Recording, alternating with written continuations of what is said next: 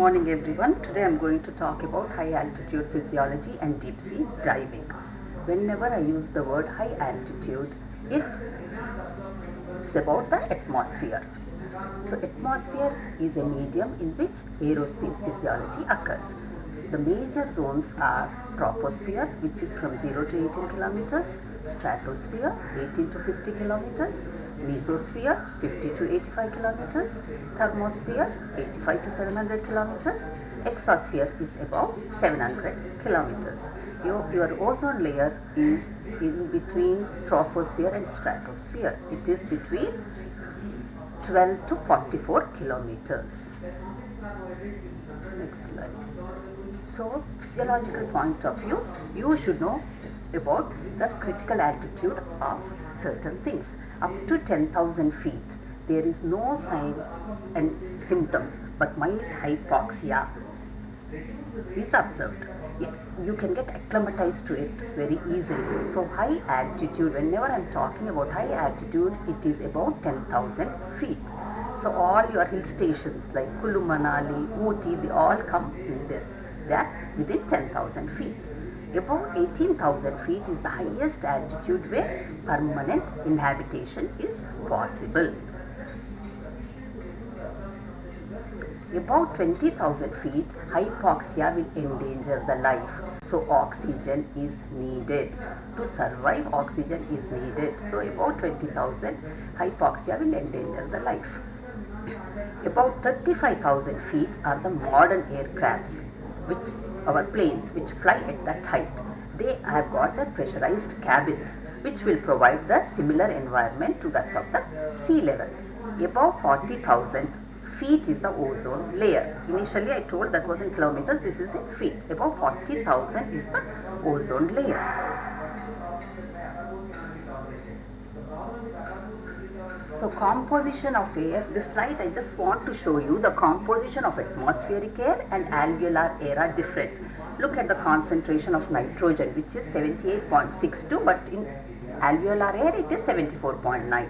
Same way with oxygen, which is 20 point something, in alveolar air it is 13.6. Carbon dioxide is 0.04 and in alveolar air it is 5.3. Water vapor also 0.50 in the atmospheric air, but in the alveolar air it is 6.2. So whatever is in the atmosphere, the alveolar air is not the same, because we are not breathing everything as it is in the lungs. But when you add up, the partial pressure of all these gases amount to 760. Alveolar air also amounts to 760 partial pressure. Atmospheric air also will amount to 760.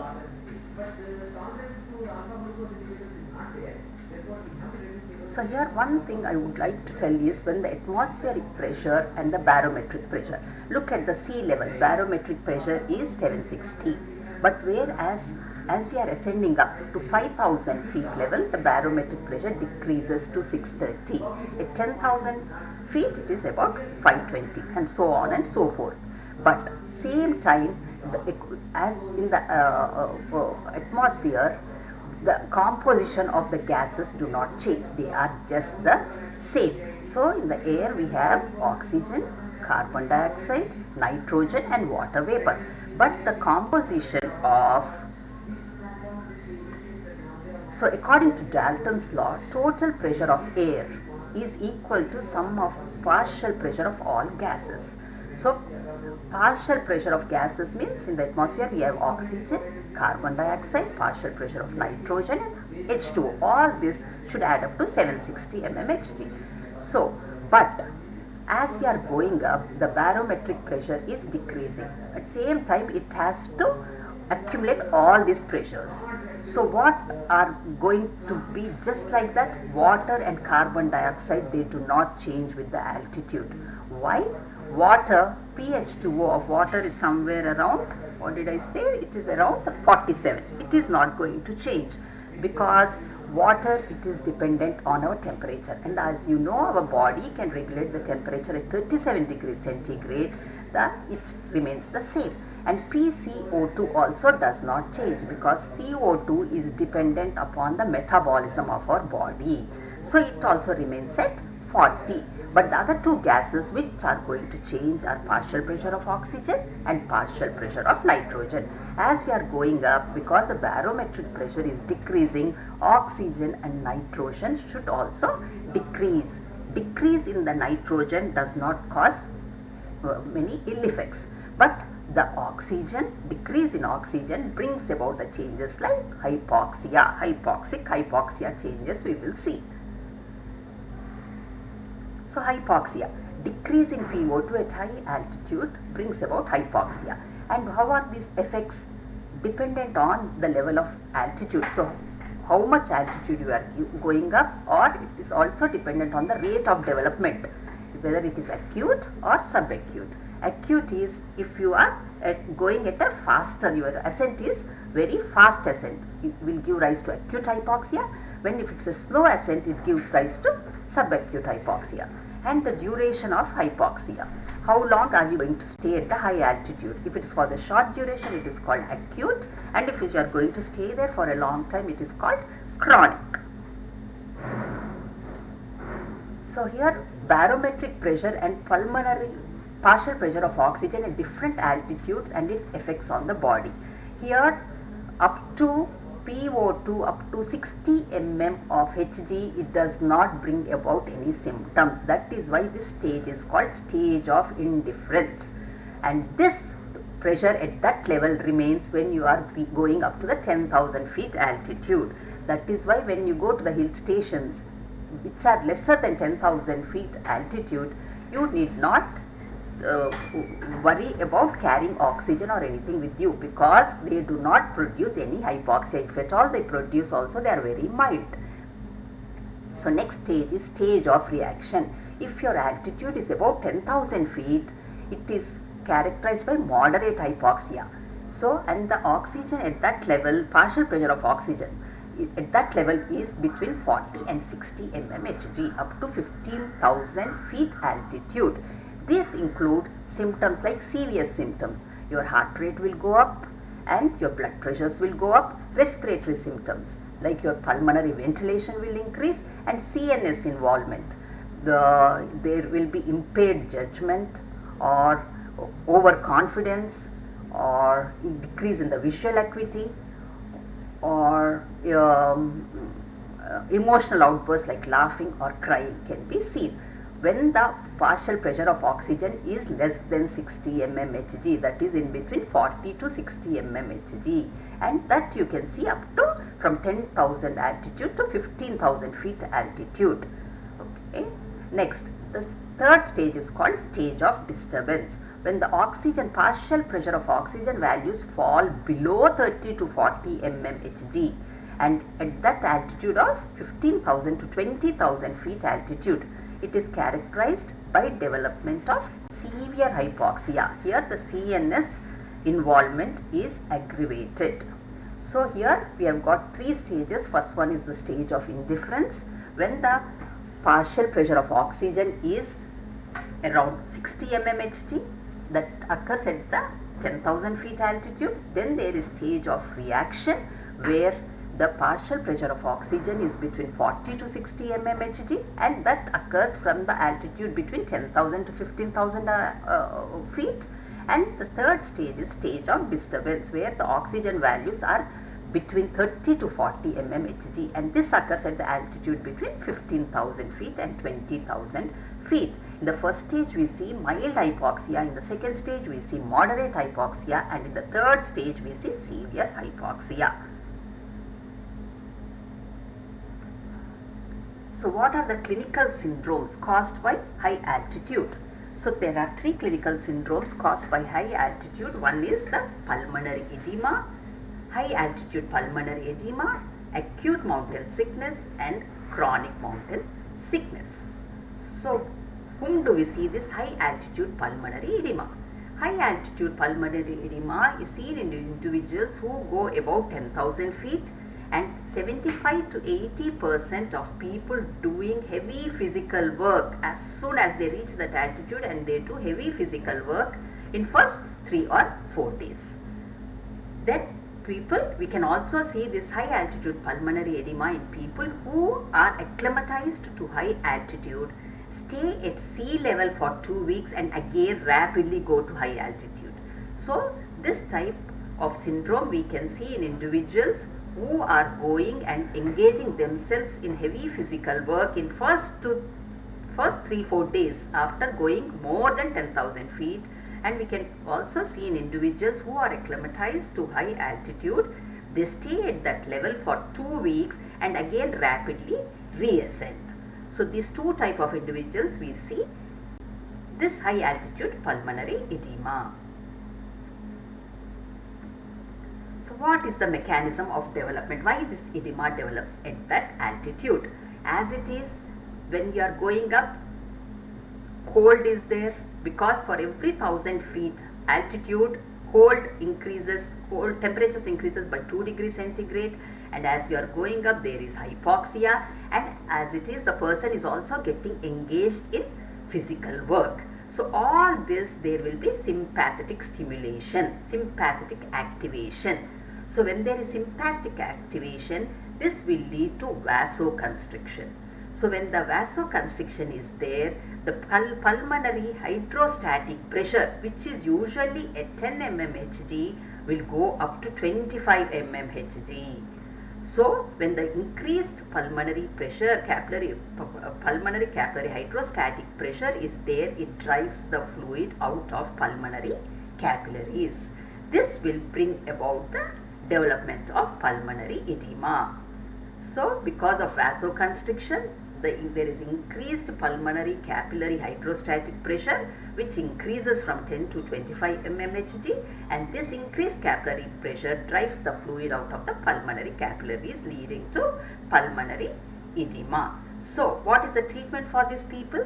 So they can just ask them to take rest or give them the oxygen, because they do not have any cardiac or respiratory problems. This is aggravated only because of hypoxia.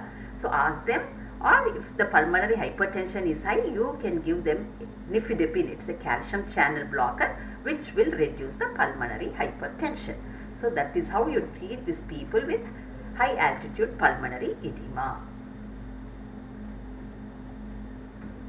So what is acute mountain sickness? I told you 3 syndromes are there. One is high altitude pulmonary edema, second is acute mountain sickness, and the third is chronic mountain sickness. Acute mountain sickness occurs when person from sea level ascend to high altitude within 1-2 days for the very first time, and they develop the symptoms within 8 to 24 hours, and these symptoms last for 4 to 8 days.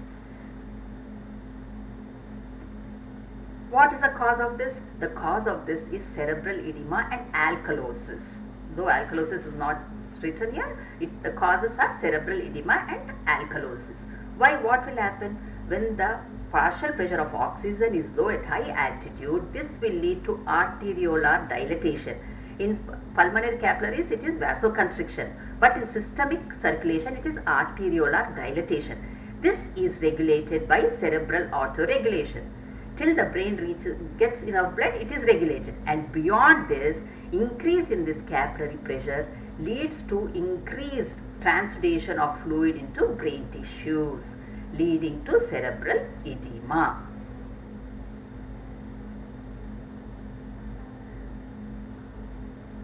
How do you treat them?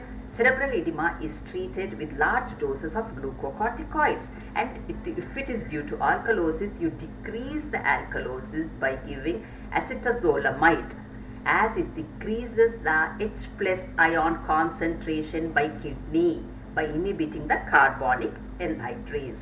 So you treat them by giving the steroids to reduce your cerebral edema, and if it's due to alkalosis, you decrease the alkalosis by giving acetazolamide, as it decreases the H+ ion concentration by the kidney. What is chronic mountain sickness? The third one is chronic mountain sickness. It is also called as Monge's disease. It occurs in long-term residents who are present in the high altitude for a very long time. What do they? They develop polycythemia.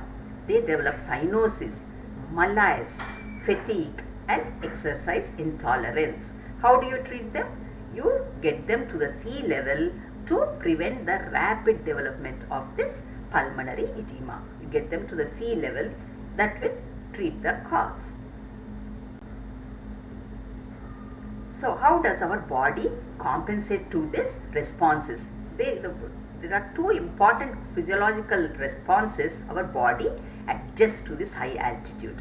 One is accommodation and the next one is acclimatization.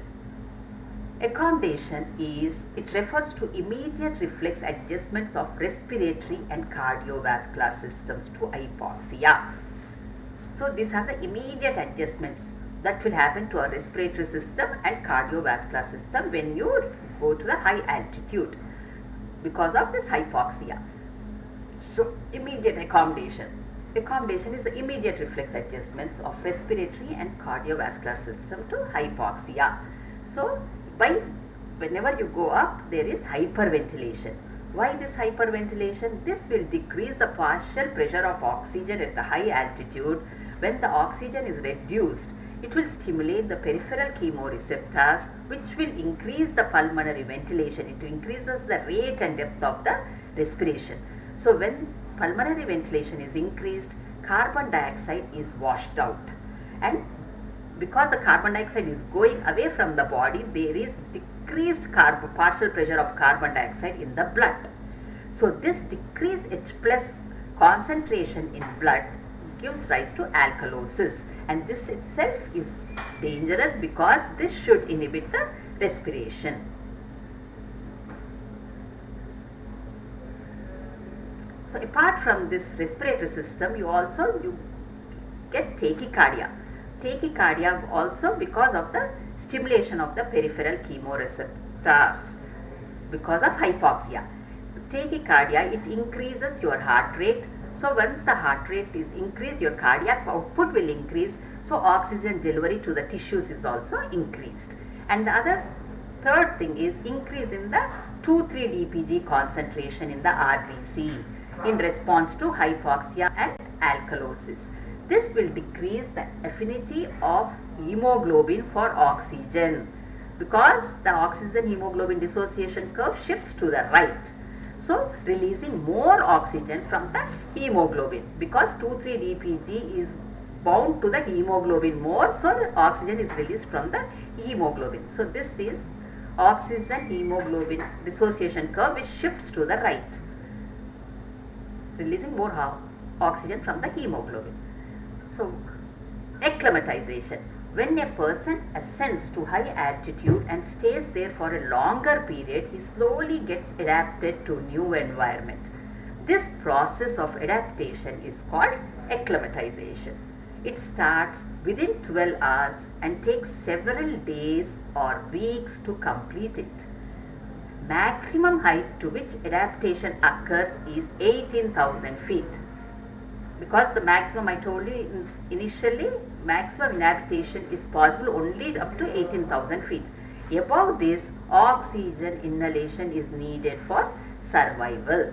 So the immediate two responses when a person reaches the high altitude is accommodation and the acclimatization. Accommodation are the acute responses. Those responses we have seen in cardiovascular system and the respiratory system. Acclimatization is when a person ascends to high altitude and stays for a longer period, he slowly gets adapted to this new environment. This process of adaptation is called acclimatization. So, what are the changes that are going to happen in acclimatization? Let us see. So, respiratory changes. I have already told you hypoxia will stimulate the peripheral chemoreceptors, leading to increase in pulmonary ventilation by increasing the rate and depth of respiration. So, lot of carbon dioxide is washed out. So, less carbon dioxide is present in the blood, leading to respiratory alkalosis. So, how is this alkalosis corrected? Kidneys correct the blood pH by excreting HCO3. So this response is very useful because pulmonary ventilation is maintained because of this at higher levels. And apart from this, ventilation also increases due to active transport of H plus into CSF. cerebrospinal fluid. So kidneys will eliminate that increased pH. Kidneys correct the blood pH by excreting HCO3. So this is very important because pulmonary ventilation is maintained at the higher levels. So, and the ventilation is also increased due to active transport of H plus into CSF. These are the respiratory changes we see because of acclimatization. When an individual stays there for a longer period at high altitude, that is about 10,000 feet. What are the serious changes? Serious changes are the heart rate increases. This is also because of your stimulation of the peripheral chemoreceptors. As the heart rate increases, your cardiac output has to increase because stroke volume into heart rate is your cardiac output. So cardiac output has to increase. When the cardiac output increases, your systolic pressure increases and hence your BP increases. All these changes are happening because of the stimulation of the sympathoadrenal axis due to hypoxia. And hypoxia in the systemic circulation brings about the vasodilation in systemic circulation.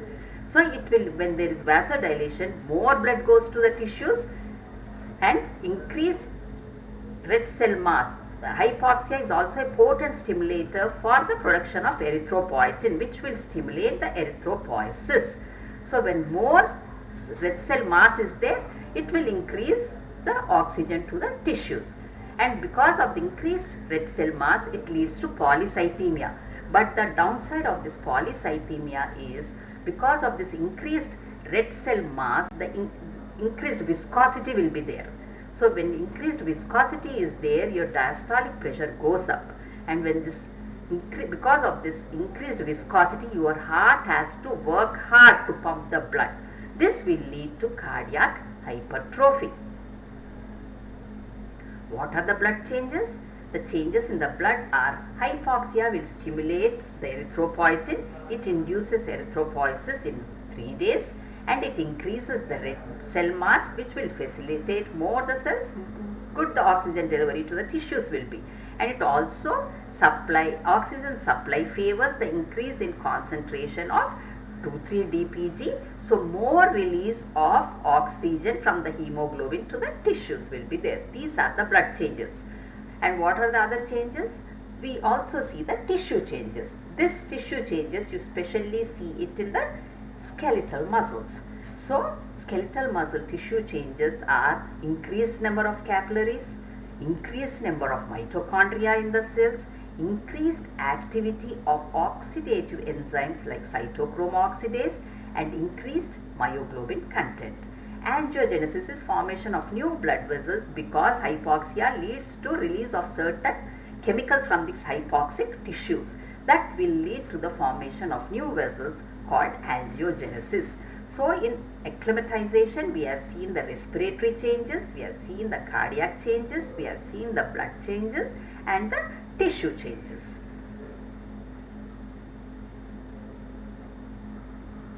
So what are the other effects of high altitude?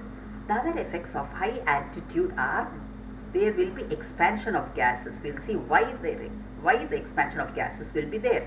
And it also effects of fall in the atmospheric temperature. As we go up, for every 1,000 feet, the temperature decreases by 2 degrees centigrade. And also as we go up, there will be the effect of the light rays.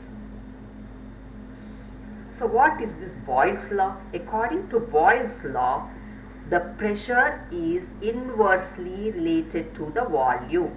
Here the pressure is less. As we are going up, the atmospheric pressure is less. So everything, all the partial pressure of all the gases are less. So the pressure is less and the volume is increasing. At 18,000 feet, the atmospheric pressure will be about 400 mmHg. That is equivalent to the volume of 2 liters. And at 30,000 feet, the pressure, as we are going up, the pressure is decreasing. The pressure is 225 mmHg and the volume of these gases will be 3 liters. So when the volume is increasing as we are going up, it brings about, when body gets exposed to sudden low pressure, the body gases expand. As we are going up, the pressure is decreasing. So this body gases expand. So effects are on the GIT, there will be painful distension on the stomach and the intestine. the gases in the respiratory system increases and they will destroy the alveoli, and it also shows its effect on the paranasal sinuses, damaging the tissues.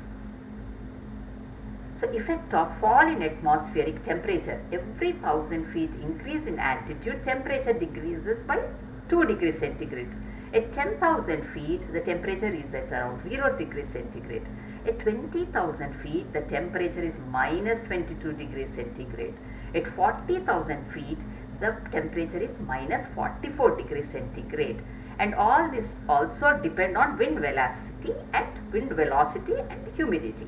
So these are the effects of the fall in atmospheric pressure as we are going up. So what are the effects of the light rays? As the UV rays will harm the skin, we get skin irritation. This is about your high altitude. And today my next topic is deep sea diving. So in high altitude, what did we see today? So we have seen as the barometric pressure is decreasing, the partial pressure of gases will decrease, but the effect is mostly observed only on the oxygen. So we have seen how our body acclimatizes to these things. One is accommodation and the second is acclimatization. So other effects also we have seen. Now coming to my next topic is deep sea diving. As I said, in high altitude the atmospheric pressure is decreasing, but in deep sea diving, as we are going down, your pressure is increasing. Physiology of high atmospheric pressure. Atmospheric pressure of 760 mmHg at sea level is 1 atmospheric pressure.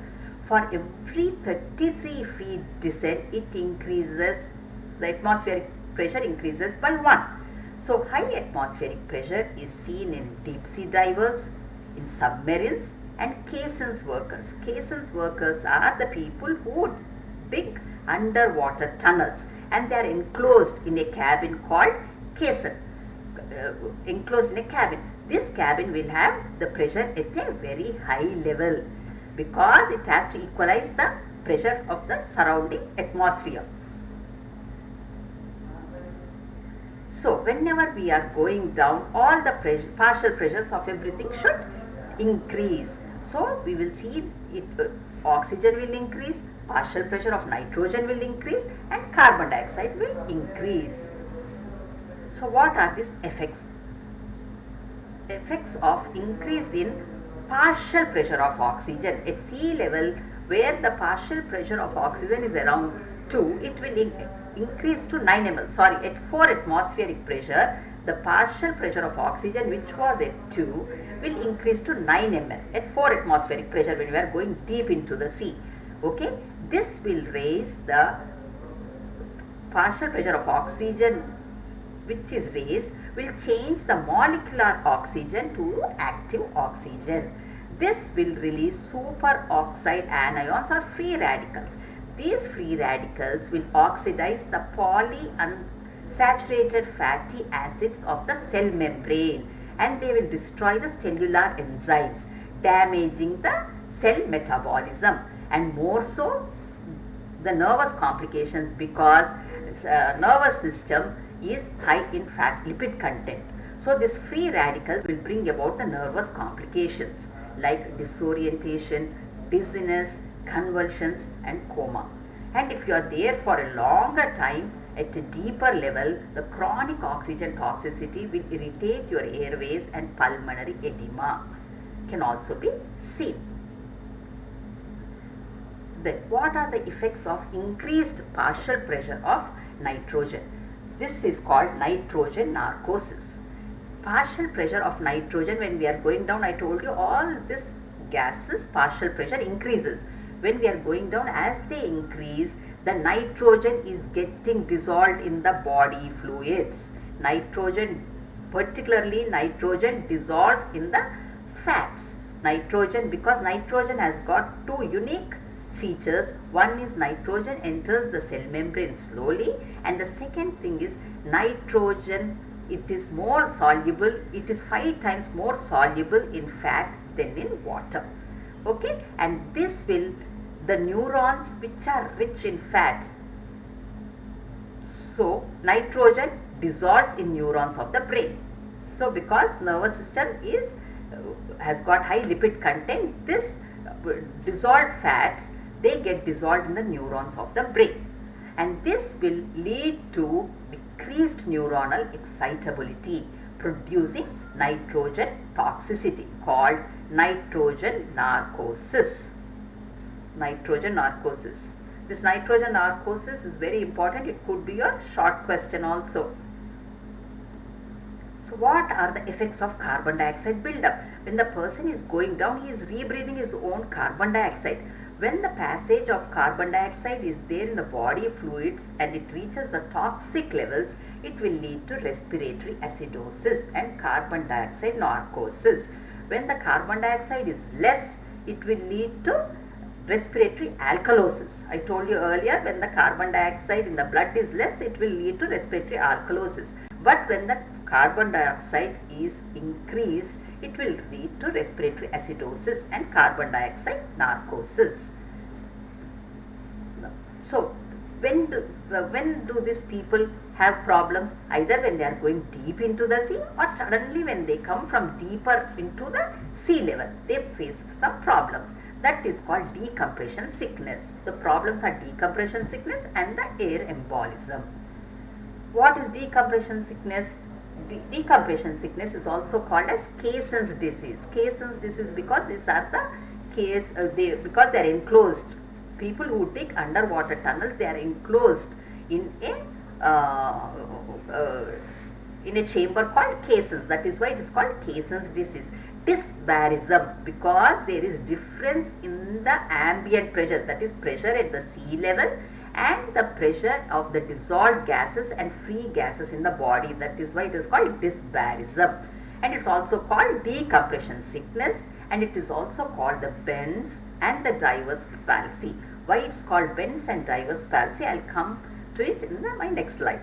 So what is the cause? Under high pressure, when we are breathing these gases under high pressure, they are getting dissolved in the body fluids and fats. This is called decompression sickness. So what do the subject feel when he is deep in the sea? He feels euphoric. Euphoric means sense of well-being, impairment of mental functions, and symptoms are just like alcohol intoxication like symptoms, like drowsiness, impaired judgment, dull pain sensibility. Either he could feel depressed or excited. He's got headache, loss of self-control, loss of time sense, talkativeness, and emotional outbursts like laughing or crying.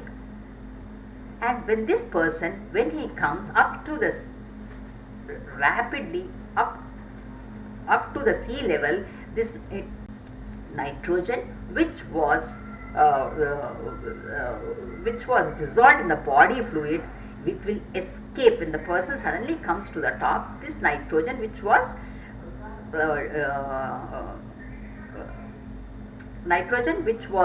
dissolved in the body escapes in the form of bubbles when the person comes to the top, to the sea level. These bubbles block the blood vessels, which is very dangerous. Same thing, something like a Coke can. When it is under high pressure, the Coke can, it will not see any bubbles, but when we open the lid, suddenly which were in the dissolved form, they escape out in the form of bubbles. So same thing, when the person who is in the deep sea comes to the surface, suddenly the dissolved gases will form bubbles and they come out in the form of bubbles. And when these bubbles presses the nerve, they produce sensory and motor disturbances. When it presses the myelin sheath, it produces loss of sensation, paresthesia, itching. When it on motor nerve, it produces motor paralysis. That is why it's called diver's palsy. Okay, when these bubbles block the blood capillaries in brain, they produce sensory and motor disturbances, just like the above changes. When it is blocking in the lungs, it produces dyspnea called chokes. When it is in the heart, it blocks the heart vessels, leading to myocardial infarction. When these bubbles block the joints and the muscles of limbs, they cause a severe pain. That is why it is called bends. That's why this is also called diver's palsy or bends. Decompression sickness is also called as Caisson's disease, diverse palsy, bends, decompression sickness. Okay. Now, how do you treat these people? First, whenever the person is facing any symptoms, you put them in a chamber and do the recompression first is done, so that the dissolve the bubbles. First recompression is done to dissolve the bubbles. Then the pressure is lowered back to normal, so that slowly the nitrogen is eliminated from your body. So you put them in a chamber. First you recompress them to dissolve the nitrogen bubbles.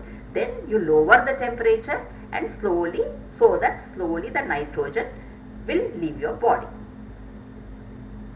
So the second thing is, when suddenly the person is coming to the top, from the high pressure coming suddenly to the top, there will be sudden expansion of the gases due to sudden fall in the atmospheric pressure when he is coming to the sea level. So this gases will rupture the pulmonary vessels, leading to a pulmonary embolism, which is very fatal. So how do they present with? They complain of chest pain, tachypnea, and sometimes this air emboli will enter the systemic circulation and causes death. So how do you prevent them? How do you prevent from this high atmospheric pressure? So measures for short, if the person is going on a dive up to 20 meters, ask him to take rapid and deep breaths before diving. So the carbon dioxide is washed out, nitrogen does not get enough time to dissolve, or oxygen toxicity does not occur. Just asking him, if the dive is only up to 20 meters, asking him to take rapid and deep breaths before diving. So this will wash away the carbon dioxide. So when he is going for a deeper and longer dives, use of a breathing apparatus. So give a gas to him so that the carbon dioxide should get dissolved in the gas, or that's a closed circuit, or the bubble should come out in the water, that is the open circuit, so that he is not rebreathing his carbon dioxide again. And what is scuba diving?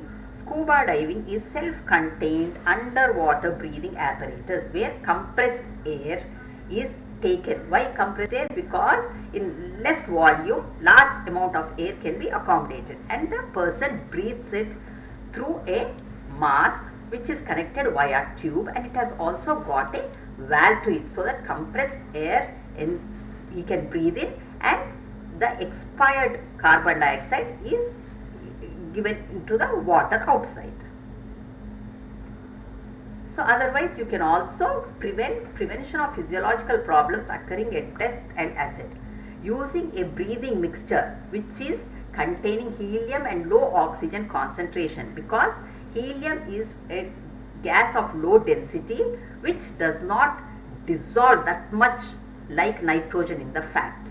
So, and give that mixture, and also ask them to come slowly to the top, or you can use the decompression tank. So when they are coming slowly to the top, the gases which are coming out from this solution are diffused into the blood slowly, and they are expired via the lungs. Okay, that's it for me. So stay home and stay safe.